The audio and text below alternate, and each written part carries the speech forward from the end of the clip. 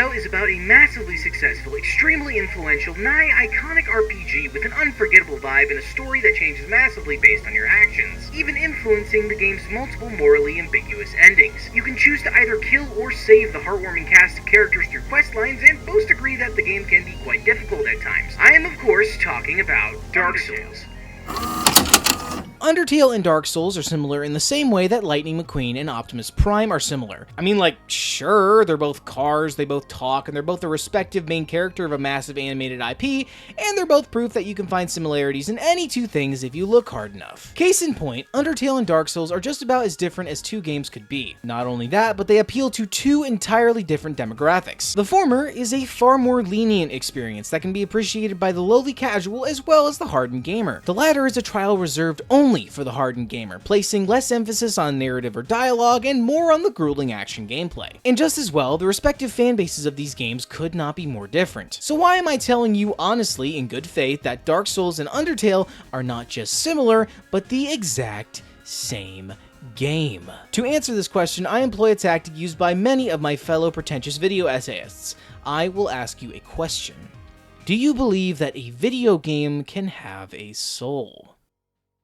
The concept of souls and what or who can have them has puzzled the human race for all of time. The 13th century monk Thomas Aquinas believed that not only humans had souls, but so did every other thing, be they trees, birds, or insects. The American philosopher John Searle once stated that if machines could develop what we could observe as a thinking mind, it too could have a soul. A spiritual belief system known as animism essentially states that all things have souls, not just humans and any other thing we consider to be alive, but also more inert things like stones and flowing water. But all of this just begs the question, what is a soul? Okay, I swear to God, we're gonna get back to Dark Souls and Undertale. Just give me 1 second to get all this pretentious bullshit out of the way. The question of what a soul truly is has been disputed by many different philosophical and theological traditions. But what many people agree on is that a soul is both metaphysical and contains the true nature of the thing to which it belongs. By that logic, we could say that most things have a soul. The soul of a person is the culmination of their fears, worries, hopes, and dreams. The soul of a painting is every thought, desire, and shred of meaning its artist painted into it. Therefore, it stands to reason that games also have souls. After all, games are unequaled in their ability to express thought and emotion in an interactive way. But what happens when two games express the same heart, the same soul in two separate ways? Put more simply, what's it like for two games to share the same soul? Undertale is a chonky little turn-based RPG about making friends, or killing them if there weren't enough games where you could do that already, apparently. It's a game less about the objective of your journey or how you get there, and more of what you do with the people you meet along the way. Undertale subverts what would be a very normal combat system with the option to either kill or spare your enemies. Killing monsters grants you XP, allowing you to level up and become stronger, but it will lock you out of the game's good ending, for reasons that, if they aren't obvious, I will explain later. Sparing monsters naturally makes you weaker, but allows you to experience more of the game's story and characters. In almost every other game since the birth of the medium, enemies are only intended as a challenge for you to overcome. They're nothing more than a health bar to deplete, a number to reduce to zero, a speed bump in your path to whatever riches and glory await you on the other side. Undertale instead likes to remind you that all people, even your enemies, have souls. Not just you, but every other NPC you do battle with. Every character in the story, no matter how minor, has a purpose, even if it's only relevant to their own circumstances. In that sense, all NPCs in Undertale act far more like people in our reality, our so-called real world. Take, for example, Sans, the lovable little lazybones you encounter relatively early on in the game. His whole purpose is, seemingly, to not have one. He isn't a plot-driving hero or a great warrior. He's just a wisecracking bag of bones who makes enough money through odd jobs and spends most of his time idolizing his brother and blazing around. I think all of us have met someone like Sans whose only purpose is just existing. But if every character in Undertale has a purpose, what is your purpose?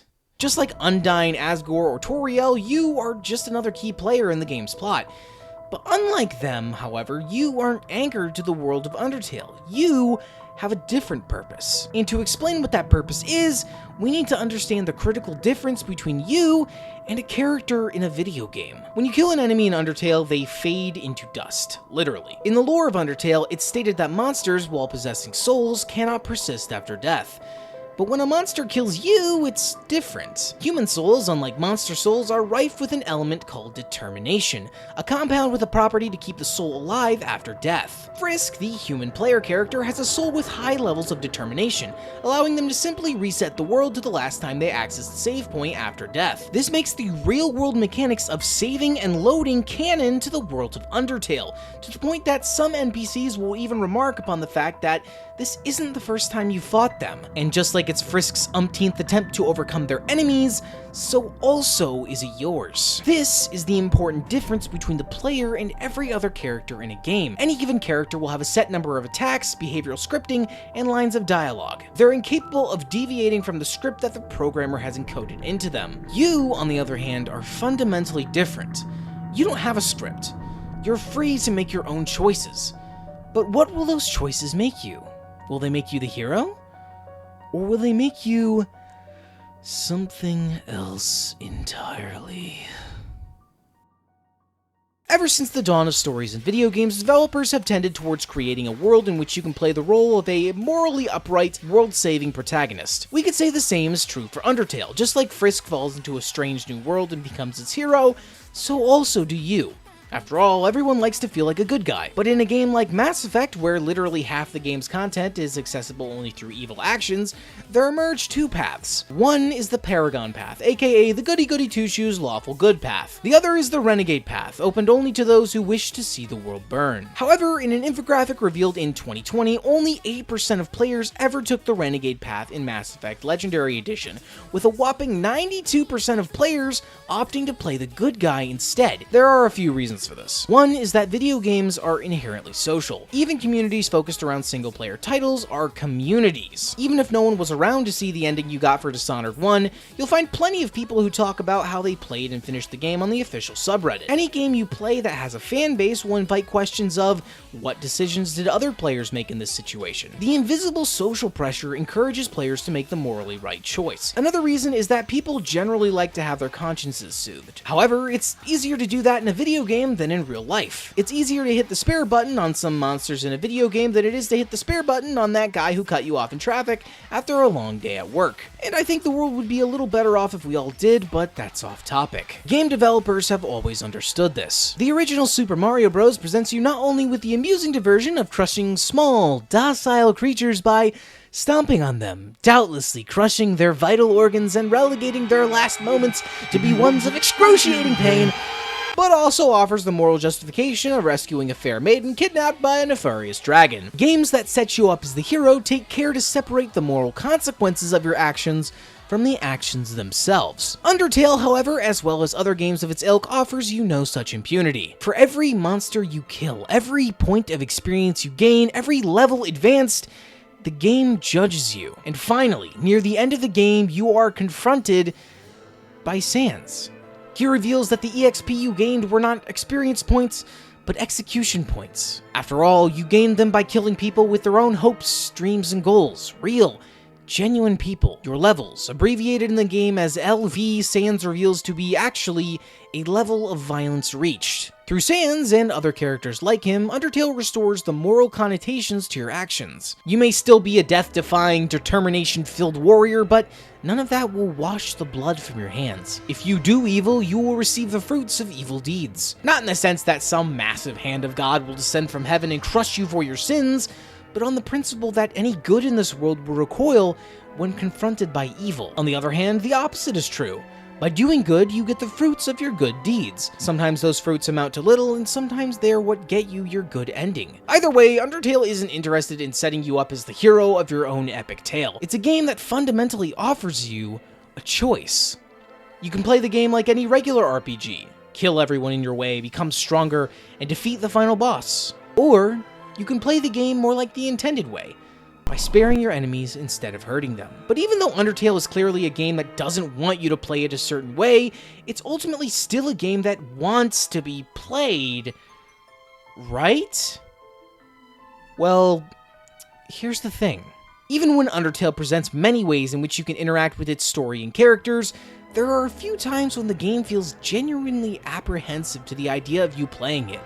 Like it wants you to stop playing. During the fight with Sans at the end of a genocide route, he outright denies your ability to have a turn after his attacks, thus revoking your ability to actually play the game. Even after a pacifist run, after achieving the good ending, Flowey will appear in an epilogue sequence to encourage you not to reset the game and play again, to let these characters have their happy, unbroken ending. Because even if you take the pacifist route every time, you rip these characters from their happy ending and force them to live out the events of the game for your own amusement. Undertale does more than just refuse to set you up as the hero to its story.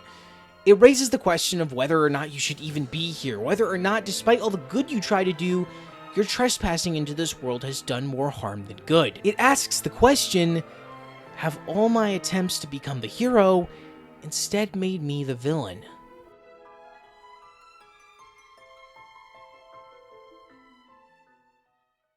While Undertale was the first game from a mostly solo developer, Dark Souls was the product of a seasoned studio who had already been producing highly successful titles almost biannually. This wasn't their first rodeo. Undertale was one of the first games to break away from the traditions of turn-based role-playing games, but From Software had already invented the Souls-like formula 2 years prior, and probably the biggest difference between the two games was their scale. You could beat Undertale and most, if not all, of its side content in under 10 hours. Dark Souls, on the other hand, was a far lengthier ordeal and much more difficult. Many people find the main appeal of Dark Souls and other Souls-likes in this punishing but rewarding gameplay, with the story being cited as either too confusing to pay attention to or too obscure to meaningfully parse. As we are about to see, all people who think this are stupid and wrong. To explain why requires a quick primer of Dark Souls lore, but fret not, O loyal viewer, to have made it this far. I'm no Vadividya, but I'll explain what you need to know in a way that doesn't take up too much time. In the beginning, there was only darkness. Then, from nobody knows where, came the first physical manifestation of light, fire. This became known as the First Flame, and the creatures that lived in the darkness found 4 relics within the First Flame that they used to become gods. These relics were called the Lord Souls, and they were claimed by Gwyn, Lord of Sunlight, Nito, the First Undead, the Witch of Izalith, and the Furtive Pygmy, who is so easily forgotten. But for reasons that will become later in the video, don't. Long story short, the 4 gods created the world as we know it today. Humanity eventually came to be through completely ordinary causes, and flourished in this new age of fire. But it was soon revealed that the First Flame, the only light that could drive back the darkness, was beginning to sputter and go out. When the First Flame began to die, a plague of undeath began spreading amongst humans, causing mass panic and civilization collapse across the realm. Gwyn, one of our 4 gods from earlier, began burning his own flesh as fuel for the First Flame, in an attempt to cure the undead plague and keep the world from falling back into darkness. Unfortunately, however, the world continues to decline. The plague of undeath gets worse, more of the world is enshrouded in shadow, and Gwyn gets weaker.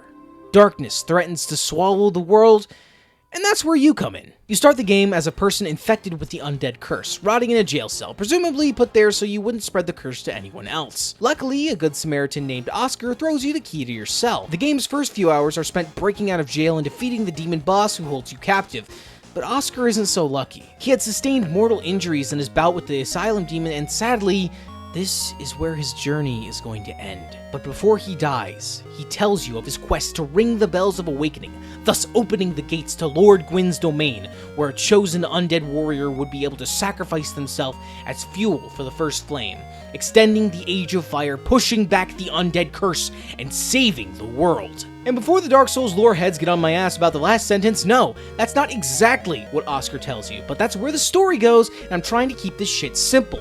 Fuck off, you fucking fucktards. You decide that Oscar's death won't be in vain. After all, you've got a world out there to save, and it's not gonna be easy. Like at all. It's not gonna be easy at all. It's gonna be really hard. It's gonna be really fucking hard. While Undertale refuses to make you the hero of its story, Dark Souls throws that baby shit right out the window. You are the chosen undead, destined to save the world from literal darkness. And the most important thing is that you can see how this darkness is affecting the world. It's gritty and discouraging, unfair and cruel. When you get to Firelink Shrine, the game's main hub area, one of the first people you meet is a maiden locked behind bars. Her name is Anastasia, and she cannot speak, her tongue having been cut out by her community after she blasphemed the gods. Anastasia has now been imprisoned and forgotten in Firelink Shrine, her only job now to keep the bonfire lit. The second person you meet is an arguably more depressing specimen. A crestfallen warrior at the end of his rope, ready to give up and go Well, shit. I have a little bit more explaining to do. One of the effects of the undead plague is a process known as hollowing. When an undead loses the strength to keep on going, loses their purpose, they become a hollow. A soulless monster with no mind or will to live. Many of these zombie-like enemies you encounter were once undead, like you, but have given up all hope for the future. They have become hollow, devoid of what humanity they had left. Many of the characters throughout the game encourage you on your quest, encourage you to keep the faith, encourage you to not go hollow. Goodbye then. Be safe, friend. Don't you dare go hollow. And if you're going to save the world, you should start by helping out your fellow undead. After all, what's the point of saving the world if you can't even save your friends? One of your first chances comes when you happen upon an imprisoned knight, who begs you to free him from his cell. This is Lautrec, and you think to yourself that he'll probably go hollow if you don't save him. You think about doing the right thing.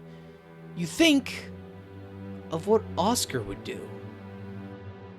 And so, you unlock the door and rescue Lautrec from his prison. You find him later at Firelink Shrine, where he thanks you and gives you a reward for saving him. It's nice to see, despite how bleak and depressing the world of Dark Souls can be, that there's at least a few people you can appreciate. With your goal of saving the world well in hand, you set out to ring the 2 bells of awakening. The first is guarded by a horde of undead, a dragon, and a demon you're forced to fight on a narrow battlement. Progressing through him, you fight a pair of dual gargoyles and win the day decisively. Pleased at your ability to outwit a difficult opponent, you ring the first bell. The second is a far trickier task. Through a valley of drakes and a tunnel filled with barbarous behemoths, you reach Blight Town, an area infamous in the Souls community for its difficulty. Here you must contend with fiery abominations, undead dogs, toxic pests, falling hazards, and of course, a long trek through a treacherous poison swamp. No, seriously, Miyazaki, fuck you for this. Fuck you and your fetish-like obsession with poison swamps. That fucking feet, I swear to God. Forging through the madness, you finally happen upon a spider's nest that takes you deep underground. Deep below the surface, you find Quelaag, the Chaos Witch,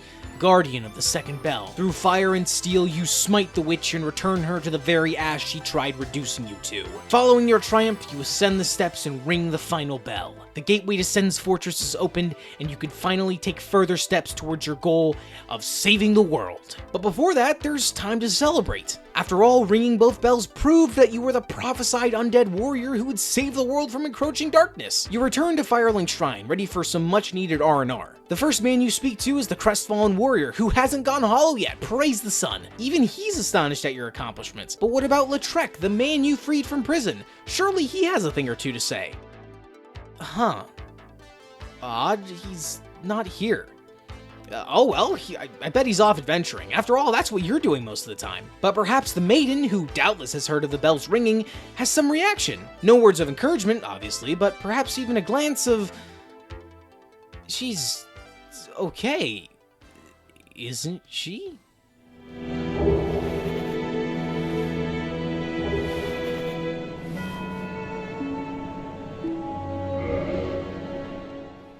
Anastasia is... dead. Who did this? Who would kill a defenseless, mute firekeeper? You rack your brain for answers, and then it comes to you. Something Lautrec said the last time you saw him. Hello. I'm considering a change of location. I have a rather pressing matter to attend to up above. That keeper has served me well, but enough with her.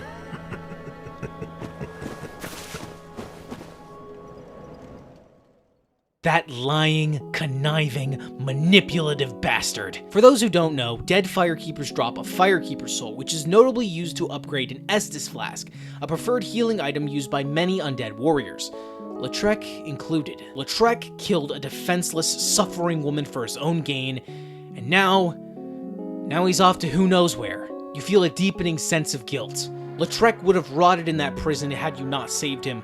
If only you'd thrown away the key, Anastasia would still be alive. You were only trying to do the right thing. No. This can't stand. You won't let Lautrec get away with this. If there's a way to bring Anastasia back to life, you'll do it. Anything to correct this wrong you've caused. You fight your way through Sen's fortress, vanquish the Iron Golem atop its peak, and travel to Anor Londo, the lustrous capital of the gods. This must be where that traitorous worm has fled to. You find the villain deep within Anor Londo's halls, where he's flanked by 2 of his thugs. No matter. Anyone willing to step between you and Lautrec might as well be dead already. You vanquish the betrayer, and from his corpse you pluck Anastasia's Firekeeper's soul. You are momentarily tempted to upgrade your own healing items using it, but no. You have to fix this. You're the hero. You're supposed to be the hero who saves the world and everyone in it. You rush back to Firelink Shrine, down the steps to Anastasia's cell. You bestow her soul back upon her broken, crumpled body, and she lives. And for the first time you've heard, she speaks. Thank you. I, Anastasia, of Astora. I only hope that my impure tongue will not offend. Forgive me. I am impure. My tongue never intended for restoration. Please, if you have any heart, leave me be. I wish not to speak. You have brought Anastasia back to life. But to what end? She remains, crippled and imprisoned, forced to burn embers until the inevitable end of the world. You were just trying to help her, but instead, you have prolonged her suffering. It's your fault. All of this is your fault. This entire mess was your fault. First, you freed a psychotic killer. Now you've doomed a weary soul to further torment. You feel that familiar feeling. That feeling that despite all your efforts to do good, your dreams of playing the hero are ultimately met with the disappointing reality that you remain a stranger in a world that isn't yours. You are no hero. You're only playing pretend. But nothing, absolutely nothing that you've done in your entire journey can prepare you for the battle with Sif.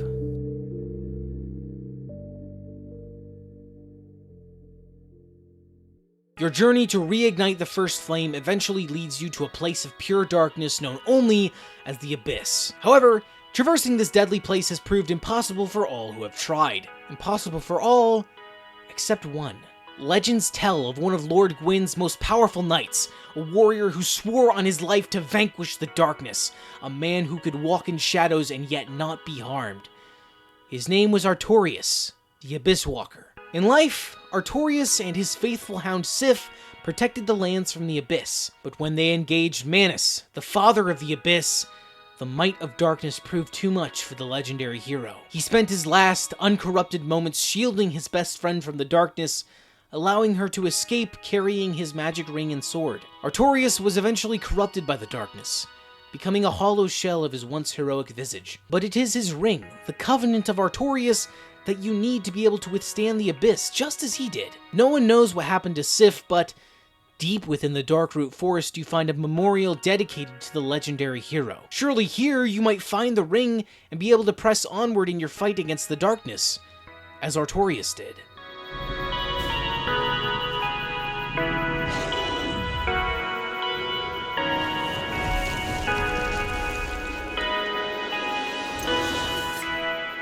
This great grey wolf before you is none other than Sif, the legendary Artorias' close companion. She has grown stronger in her years guarding her best friend's grave and readies Artorias' sword in defense. She is one of the most formidable foes you've fought to this point, but there's something different about this fight. Out of all the enemies you've fought up until now, you've always had a reason to fight them. You fought the Asylum Demon because it held you prisoner. You fought Lautrec for revenge, for justice. But you don't want to fight Sif.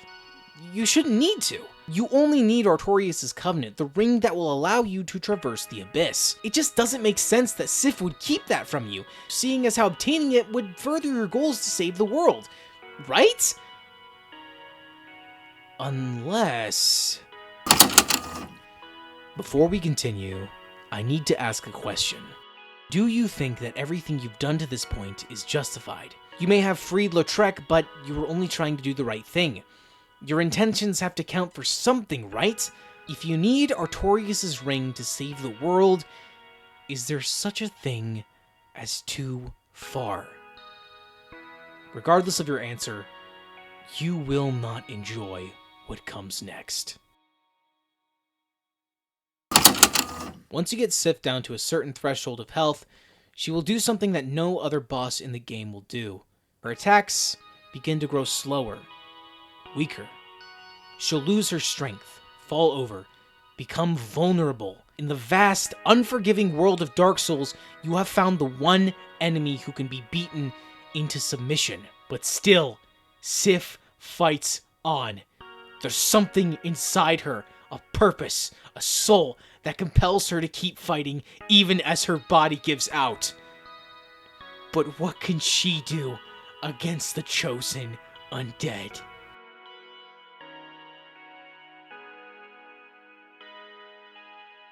The question you now have to ask yourself is, why? Sif obviously could have just given you Artorias' ring. Surely she understood that there was no need for bloodshed, and yet she found the strength to keep fighting even as her body gave out. Well, the answer is a simple one. Think about it. Artorias was legendary for his ability to fight the Abyss, but for all his martial prowess and tactical genius, the darkness picked away at him. The Abyss broke Artorias' soul, drove him mad, and Sif, his best friend, was there to witness every moment of it. Sif knows where you're going. Sif knows what you're trying to do. She knows that anyone who tries to claim Artorias' ring and traverse the Abyss just as he did will meet the same fate.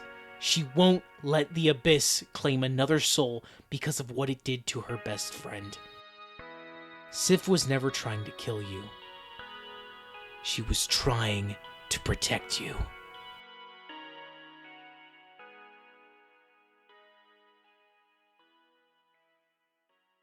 Few games can make you feel as guilty as the games that simply tell you the consequences of your actions. It's for this reason that both Undertale and Dark Souls have their own way of doing this. One gives you a choice between good or evil, to spare or kill. The other gives you an altruistic goal, but fills the path to that goal with moral compromises. One gives you the freedom to choose, the other forces you to deal with grim realities. Undertale has a definitive good ending, as well as two much worse ones, but Dark Souls, as usual, is more complicated. The first ending has you taking Lord Gwyn's place, sacrificing yourself as fuel for the first flame. The undead curse goes away, the darkness recedes, and everything's good, right? Well, no. In time. Maybe 100 years, maybe 1,000, maybe less. The flame will begin to die again. The undead curse will return, and the world will once again be cast into the brink of destruction. You haven't stopped Doomsday. You've only delayed it. The other ending is letting the fire die out, allowing darkness to sweep the lands and becoming the all-powerful lord over it. This may seem like the bad ending, were it not for the thing that I told you not to forget about, but you definitely did. That's right. I'm talking about the furtive pygmy. I told you he was so easily forgotten. When the four gods at the dawn of time claimed the Lord Souls from the first flame, the furtive pygmy was granted the Dark Soul, and in the Dark Soul resided the essence of humanity. This is how humanity came to be. It was hollows, not humans, that were born in the light of the first flame. The humans were born of darkness. Therefore, you becoming the Lord of Darkness could signal an age of peace and rest for humanity, allowing this dying world to take its last breath in peace. But at the same time, we've seen what the Abyss can do. What it did to Artorias, how it corrupted him into a force of evil. Is turning to the dark really the best option? Dark Souls doesn't have a good ending in the same sense that Undertale does. Neither ending offers you that cathartic, feel-good rush of having saved the world. Instead, it offers you a choice between fighting against the death of a world and a chance to ease its passing. In life, almost all choices we make aren't nearly as clear-cut as they would be in a video game, so we do what we can with what we have. We can make choices. A choice to kill, or spare, a choice to save or abandon, a choice to play or not play. This is what seems to be the heart, the soul of these two games. The ability to make choices. We've talked a lot about souls in this video, and coincidentally, souls are a huge piece of iconography for these two games. In Dark Souls, souls are a currency, literally. You choose to spend them to upgrade your weapons, buy things, and level up. Gods choose to use souls to become powerful, and you choose to use souls to bring them low. In Undertale, a soul is the culmination of one's being, a metaphysical manifestation of their hopes, dreams, and aspirations. It is capable of withstanding incredible pressure and choosing to continue against all odds. And so, I guess that's what makes Undertale and Dark Souls the same game. Both are, at their core, games about finding the inner strength to push forward and make choices. Choices that fundamentally make us human. Sometimes those choices lead to a good ending or a bad one. Sometimes they lead you to a place where you can no longer be sure that you're even capable of doing the right thing. But those choices are yours, and no one else's to make. And you know what I think? I think you'll make the right choice. I'm here.